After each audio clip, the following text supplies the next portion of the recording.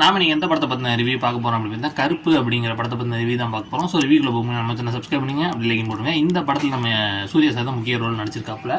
So Trisha ma'am, RJ Balaji sir இவங்க நடிச்சிருக்காங்க.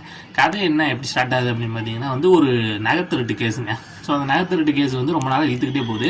இது இழுத்துக்கிட்டே போகிறதுக்கு முக்கியமாக பிரச்சனையாக இருக்குது யார் அப்படின்னு பார்த்தீங்கன்னா நம்ம ஆர்ஜே பாலாஜி லாயராக இருக்காப்புல. அவர் ஒரு காரணம், இன்னொன்று அந்த கோர்ட்டோட ஜட்ஜி இவங்க தான் இழுத்துக்கிட்டு இருக்காங்க. ஸோ ஒரு கடத்துக்கு மேலே இந்த பிரச்சனைக்குள்ளே நம்ம சூர்யா சார் என்ட்ரி ஆகிறாரு. அதுக்கப்புறம் என்ன நடந்துச்சு அப்படிங்கிறதான் இதோட நான் கதையை ஸ்டாப் பண்ணுறேன். இப்போ ஃபுல் கதையை சொல்ல விரும்பல. நிறைய பேர் சொல்கிறாங்க ஃபுல் கதையை நான் தேவையில்லாமல் சொல்கிறீங்கன்னு. ஸோ அதனால சொல்ல விரும்பல. ஸோ என்னை பொறுத்த இந்த படத்தை பற்றி ஒரே லைனில் நான் சொல்லணும்னா எப்படி சொல்லுவேன்னா, கண்டிப்பாக ஆடியன்ஸை இந்த படம் சாட்டிஸ்ஃபை பண்ணுது.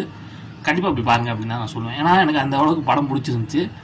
லாஜிக் லைட்டாக அங்கங்கே சில இடத்துல மிஸ் ஆனாலும் மேஜிக் பயங்கரமாக பண்ணியிருக்காங்க. கூஸ் பம்ப்ஸ் சீன்ஸ்லாம் தரமாக இருந்துச்சு. அதுவும் கிளைமேக்ஸில் சூர்யா சார் மட்டும் பாருங்க பிச்சுட்டாருன்னே சொல்லலாம். கண்டிப்பாக ட்ரை பண்ணி பாருங்கள். எனக்கு ரொம்பவே பிடிச்சிருந்துச்சு. இதுக்கு எவ்வளோ எடுக்கணும்னா 5க்கு ஒரு 3.7 கொடுக்கலாம். அந்தளவுக்கு சூப்பராக இருந்துச்சு. கண்டிப்பாக ட்ரை பண்ணி பாருங்கள்.